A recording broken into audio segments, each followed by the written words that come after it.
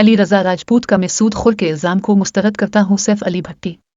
नवाबिशाह press club में गुज़िश्ता दिनों अली रजा राजपूत ने प्रेस कॉन्फ्रेंस करते हुए हम पर इल्ज़ाम आयद किया था कि हम सूदखोर हैं। मैं इस इल्ज़ाम को मुस्तरद करता हूँ। सैफ अली भट्टी ने नवाबिशाह प्रेस क्लब में प्रेस कॉन्फ्रेंस करते हुए कहा।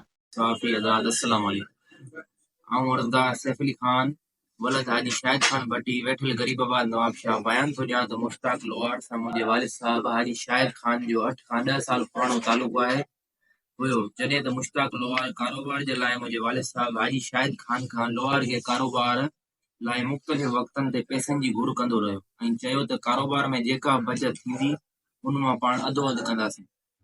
जीअं त मुंहिंजे वालिद साहब हाजी शाहिद खान 1/4/24 ते मुश्ताक लोहार खे नगद जी सूरत में मुख़्तलिफ़ वक़्तनि ते 61,50,000 रुपया ॾिना ऐं जॾहिं असां 2 महीननि खां बचत जे पैसनि जी घुर कई त असांखे पुट अली रज़ा राजपूत जे नाले सां 20 लख जो हिकु चेक, 15 लख जा 2 चेक ऐं 8 लख जा माना 4 लख जा 2 चेक ऐं 3,50,000 जो हिकु चेक ॾिनो ऐं जॾहिं असां चेक बैंक में खणी वियासीं त उहे चेक पूरा निकिता। असां DIG SSP शहीद बेनज़ीराबाद ऐं ॿियनि वस वारनि खे मुतालबो कयूं था त मुश्ताक लोहार ऐं उनजे पुट अली रज़ा राजपूत खिलाफ़ कार्रवाई कई वञे, असां सां इंसाफ़ कयो वञे ऐं असांखे पंहिंजा पैसा वठराए ॾिना वञनि, असां ते दाख़िल थियल केस ख़तमु कयो वञे।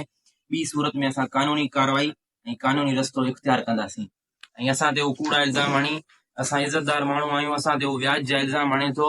असां हिननि जे जेको कयो आहे प्रेस कॉन्फ्रेंस असां हिन खे मुकमल तौर सां मुस्तरद कयूं था ऐं पूरे नवाबशाह खे ख़बर आहे असां अहिड़ो कमु न कंदा आहियूं।